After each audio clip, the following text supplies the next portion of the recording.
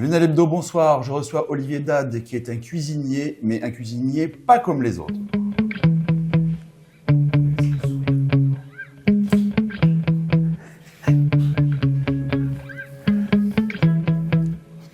Bonsoir Olivier. Bonsoir. Ravi de vous recevoir dans nos studios. Est-ce que vous pourriez nous parler de votre parcours ? Alors moi, je m'appelle Olivier, j'ai 57 ans et je suis un ancien policier, 34 ans de police nationale. Au cours de ma carrière, j'ai été entre autres formateur et j'ai toujours eu une petite passion qui est la cuisine, depuis tout petit. Mais j'ai pas eu que ça, j'avais aussi une espèce d'attirance par les personnes en situation de précarité. Alors moi, je n'ai jamais manqué de rien. J'ai été dans une famille quelconque, une famille noble, plutôt qui n'avait pas des besoins essentiels qui lui manquaient, mais j'étais toujours attiré dans ma cité, là où j'habitais, par les gens en situation de précarité. Pourquoi, je ne sais pas, mais c'était comme un aimant pour moi, en fait. Et du coup, je ne comprenais pas ce qui se passait. Et en 2006, j'ai ma maman qui, suite au décès de mon père, qui a monté une association à Angoulême, en Charente, qui s'appelle Agir Charente, et qui s'occupe des SDF de la ville d'Angoulême. Donc du coup, je ne connaissais pas trop, je ne m'étais pas intéressé en fait à cette association. Pourquoi, je ne sais pas. Et le chemin s'est fait, j'ai pas cherché plus que ça. Et un an avant de prendre ma retraite de la police, en 2023, j'ai eu comme une attirance pour aller me former en cuisine. Et donc je me suis inscrit au CAP de cuisine, en candidat libre. J'étais pas encore retraité. Et je me suis acheté un petit bouquin, et puis j'ai potassé, et puis 5 mois après, je suis parti au lycée Georges Frêche, et j'ai passé le CAP. Donc je l'ai eu. Et à partir de là, je me suis dit, bon, mais qu'est-ce que je vais faire de tout ça ? Je voulais me tester, en fait. C'était... Donc vous étiez partagé entre l'aspect social et votre plaisir à cuisiner ? C'est ça, et je m'en suis rendu compte justement, j'allais en venir ici, et je me suis rendu compte en fait, quelques temps plus tard, de ce qui se passait quand je suis allé à Angoulême justement. Je suis allé visiter cette association, parce que là il y a quelque chose qui me parlait, la cuisine, parce qu'ils faisaient de la distribution alimentaire sur les personnes SDF. Et du coup, j'y suis allé, j'ai pris le train, et je suis monté, je suis allé les voir. Et je suis allé visiter tous les services. Je suis passé par le 115, le SAMU social, et je suis allé dans une structure. Cette structure, c'était l'accueil de jour, en fait, le CHRS, accueil de jour d'Angoulême. Et là, il y a eu quelque chose qui s'est passé de puissant. De puissant, parce que le matin, il était très tôt, et on va visiter, et là, on est reçu, puis on voit arriver les SDF qui étaient là. Mais quand je vous dis des SDF, là, on était dans les vrais qu'on appelait clochards à l'époque. Et j'en vois un rentrer, mais il était dans un état lamentable. Mais lamentable. Et je vois une personne arriver, une éducatrice, qui le prend dans les bras, et là, ça m'a bouleversé, en fait. J'ai dit, mais qu'est-ce qui se passe là ? Et j'étais touché au fond de mon cœur, et j'ai dit, là, il faut que tu fasses quelque chose, Olivier. Et là, on était en septembre l'année dernière, en 2024. Et je suis rentré chez moi, j'étais bouleversé vraiment, et je me suis dit, il faut que je fasse quelque chose. Donc j'ai dit, je vais créer mon association. Je vais faire la même chose. Donc j'ai vu le président de cette association, qui est un ami, qui est d'ailleurs notre président d'honneur aujourd'hui. Et je lui ai demandé comment je pouvais faire pour intervenir là-dedans. Et donc j'ai monté l'association en 2024. Et elle est née le 22 janvier 2025. Donc c'est très très jeune. Et parallèlement à ça, étant donné que j'aimais la cuisine et que j'avais passé mon CAP, je me suis dit, j'aimerais bien faire des petites prestations, faire quelque chose, du chef à domicile ou des paellas, ou des trucs comme ça. Et donc j'ai lancé cette petite société en auto-entrepreneur. J'ai acheté du matériel. Et j'en suis venu à me retrouver à faire ces deux activités. Donc vous aviez une association que vous créez, qui s'appelle Le Coup de pouce du cœur, c'est ça ? C'est ça, oui. Et qui justement s'ouvre à un public, dirons-nous, défavorisé? Voilà, en situation de précarité alimentaire. Voilà. Et quel est l'objectif alors donc de cette association? Alors l'association, elle est là pour apporter un lien social. Elle n'a pas du tout pour vocation d'être dans l'assistanat. Elle est là pour compléter ce que font toutes les autres associations qui se trouvent, alors, en l'occurrence dans le secteur de l'UNEL, l'UNEL Solidarité pour la distribution alimentaire, les Restos du Cœur, le Secours catholique, la Croix-Rouge, le CHRS, le CCAS, voilà, qui eux font de la distribution alimentaire, les épiceries solidaires également. Donc nous on est là, et j'ai voulu entrer dans quelque chose qui me tenait à cœur, c'était de partager ma passion de la cuisine. Et comment je pouvais faire, si ce n'est en bâtissant des ateliers de cuisine. Et donc au moment où j'ai créé mon association, dans un temps proche, j'ai fait une recherche et j'ai trouvé la banque alimentaire. Et à la banque alimentaire de l'Hérault, je voyais qu'ils faisaient des ateliers de cuisine. Et là j'ai dit, banco, c'est ce qu'il me faut. C'est là où il faut que j'aille pour voir comment ça fonctionne, pour me former et pour être avec des professionnels, des gens qui connaissent le secteur. Et donc j'y suis allé et pendant 6 mois, j'ai fait des ateliers de cuisine chez eux. Je me suis formé, je suis monté à Paris, j'ai fait les formations qu'il fallait, qui étaient complémentaires de mon CAP de cuisine. Et voilà. Et ensuite, je me suis dit, il faut que je me lance. Et donc je me suis lancé seul avec l'association. Et là, on a commencé les ateliers de cuisine. Et on a signé des conventions. On a déjà signé une convention avec le CHRS de l'UNEL, qui nous accueille dans leurs locaux à l'UNEL. Et là, on fait des petits ateliers et on a des moments qui sont merveilleux. Votre association, tout le monde peut y accéder? On peut s'inscrire? Comment ça se passe concrètement? Alors, l'association, en fait, elle n'a pas vocation d'amener des adhérents. Les adhérents qu'elle accueille, ce sont des adhérents bénévoles, en fait. Donc, si je prends un adhérent, il va être bénévole. Il va soit faire de l'atelier de cuisine, mais pas que, parce que l'association ne propose pas que de l'atelier de cuisine. Il va proposer également du chef à domicile. Il va proposer, à terme, du jardin participatif. Et il va proposer du renfort associatif. Par exemple, on est intervenu à 2 reprises, une fois à l'UNEL Solidarité, où on a fait de la distribution alimentaire en renfort pour les aider, les soulager. On a fait également de la collecte alimentaire. Donc c'est notre association qui venait en renfort de l'UNEL Solidarité pour le bénéfice de la banque alimentaire. Et on a fait également, à l'occasion de la fête de la Roquette, les sandwichs, le repas. C'est à l'UNEL, ça, hein? À l'UNEL, toujours, oui. Le repas pour les bénévoles d'agriculture qui faisaient cette animation à la Roquette. Voilà. Et tout ça gratuitement. Tout à l'heure, je vous ai présenté comme cuisinier. Je crois qu'il y a un peu plus que cuisinier, finalement, d'après ce que vous dites. Hein. Oui. Ça serait un agent social, créateur de liens, on va dire. Oui, voilà, c'est ça. Par différents supports. Voilà. La cuisine est un outil. Mais la cuisine est peut-être l'aspect le plus gratifiant pour vous. C'est celui que je maîtriserai le mieux et c'est un outil. C'est un outil qui rassemble. Pourquoi la cuisine ?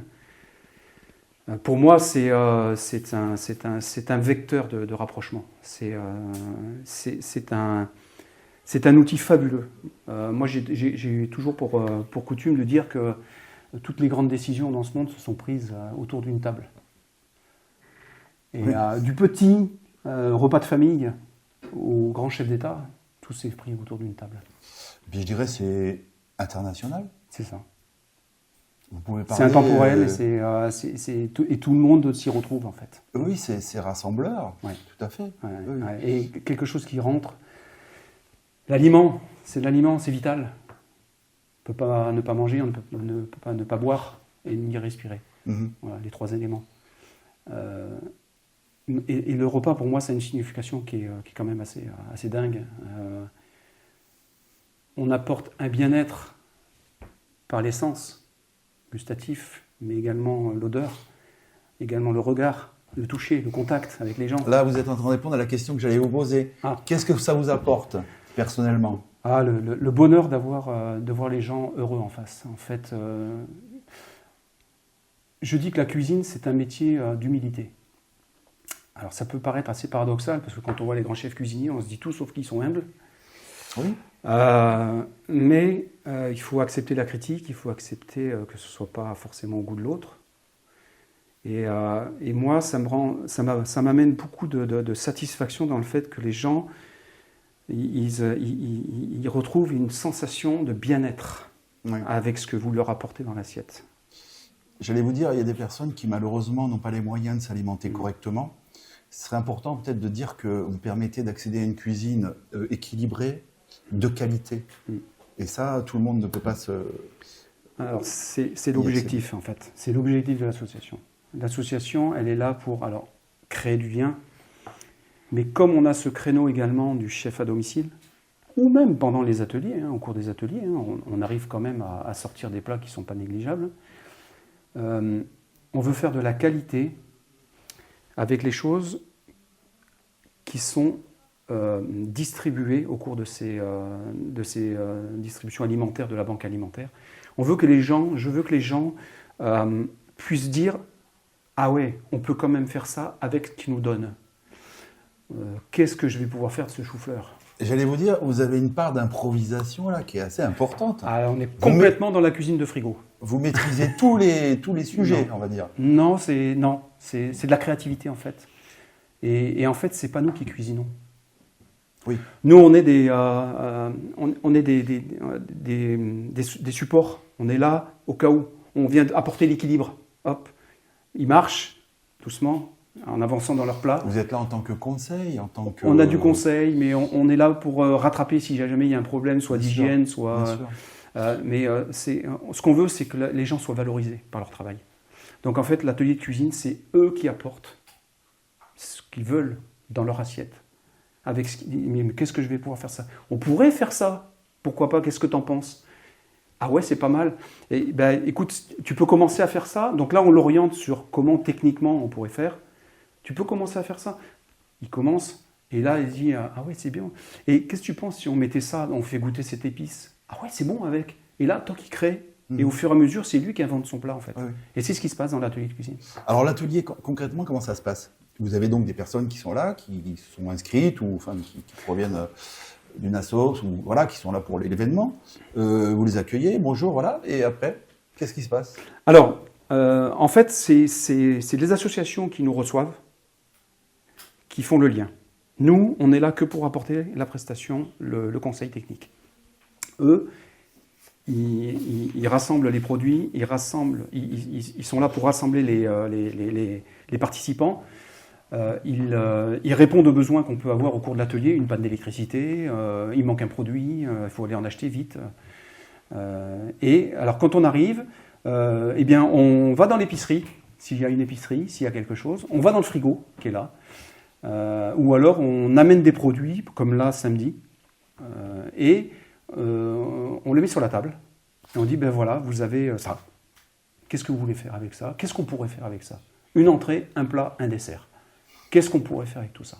Et là, on discute. Ça vous est déjà arrivé de ne pas pouvoir faire de menu parce qu'il manquait quelque chose, un ingrédient, ou il y avait des incompatibilités, ou vous trouvez toujours une solution? Alors, on a la solution, on a trouvé la solution. Ça nous est arrivé 2 fois consécutivement avec le CHRS.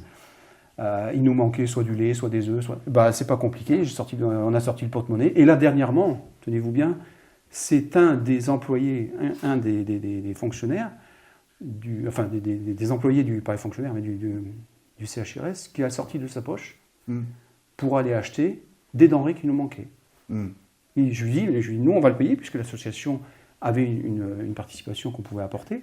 Il m'a dit non, je tiens à le faire moi-même. C'est pas ni le CHRS, ni l'association, c'est lui. Voilà, mais c'est arrivé comme ça, naturellement, et on avait des produits qu'on nous avait donnés. La veille, j'avais contacté un maraîcher à Aigues-Mortes, et il m'a dit j'ai quelques produits si ça vous intéresse. Donc je suis parti à Aigues-Mortes avec ma voiture, et puis j'ai ramené des butternuts, des prunes, Ce sont principalement des dons? Oui, on fonctionne avec ce que nous on amène, qu'on achète. Alors mes cotisations servent à ça justement, à acheter les compléments, tout ce qui est un petit peu plus cher, tout ce qui est épices, condiments, vinaigre balsamique, enfin tout ça qui va arriver à côté. C'est des dons qu'on peut nous faire, c'est ce qui peut rester d'une distribution qui n'a pas été donnée, parce que les gens n'en ont pas voulu, ou qui reste un petit peu parce que les gens ne se sont pas présentés. Ça peut arriver aussi. Vous êtes en relation avec des supermarchés ou... Non. J'ai essuyé quelques refus en faisant ces démarches, justement, puisque j'ai cherché à voir avec des producteurs également. Mais la société complète est là-dedans. Hein. On est même sur du super discount aujourd'hui. Donc même avant la banque alimentaire qui récupérait les invendus, aujourd'hui récupère les invendus des invendus qui sont mis dans des discounts, des super discounts dans les supermarchés. Vous les voyez, les rayons. Et ben, ils récupèrent maintenant ça. Ce qui n'est pas vendu et qui est carrément en limite de...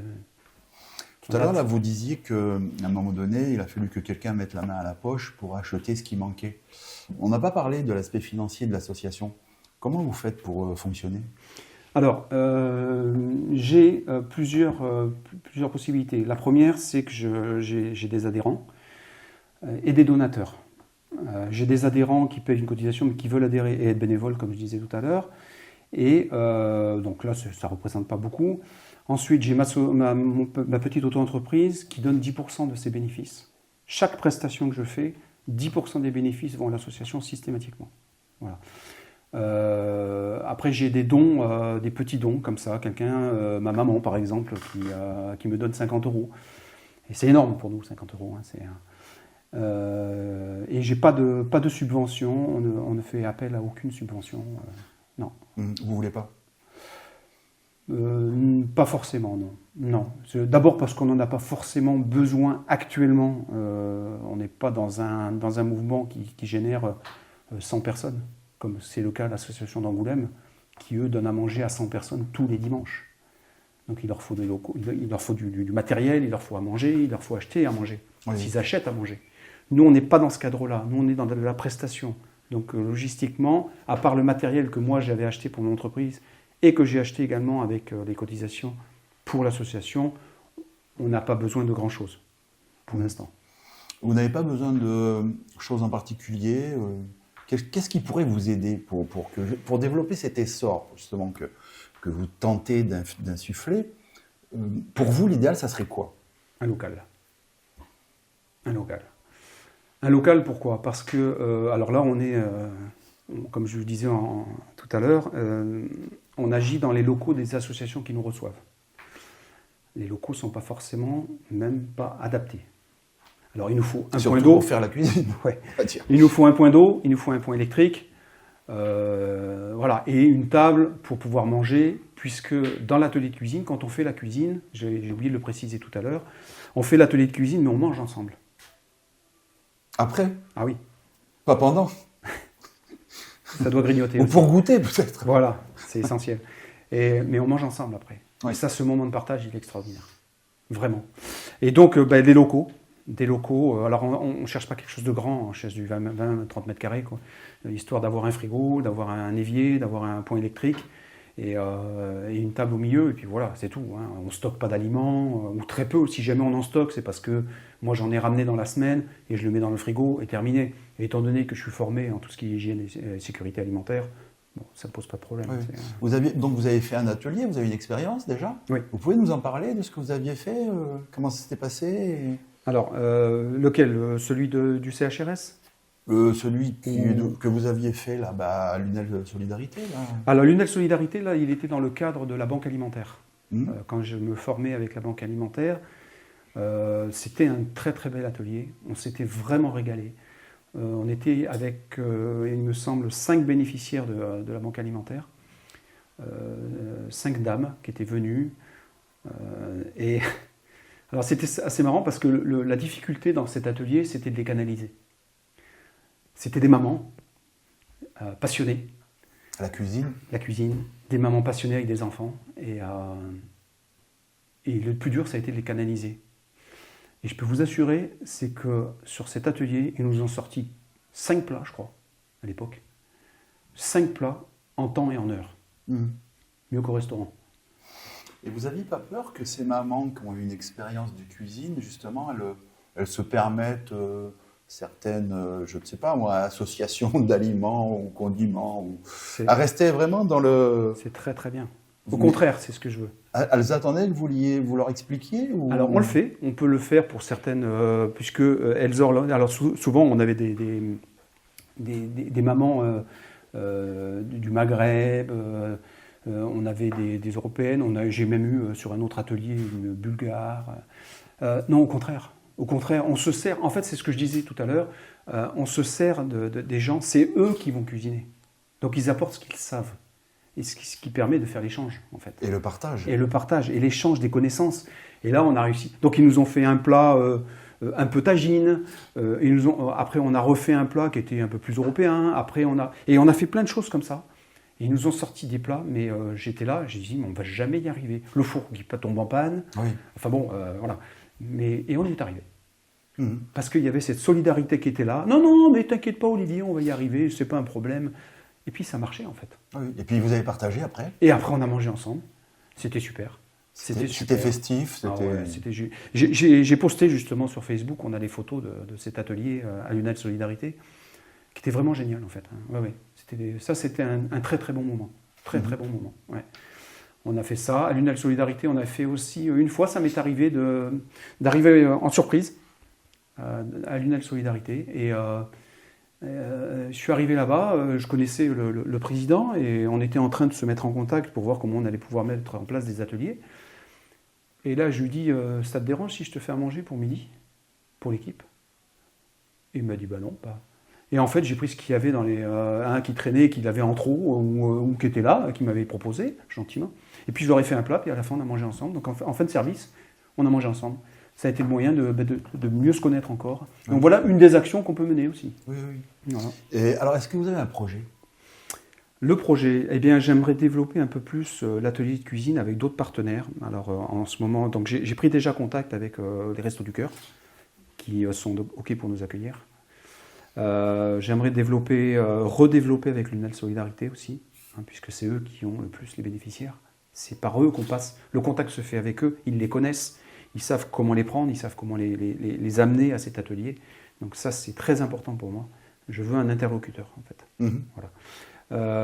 Un projet, on aimerait bien monter notre local pour pouvoir fédérer et puis être en plein centre de Lunel et arriver à pouvoir accueillir les gens dans cet atelier et avoir un minimum de matériel.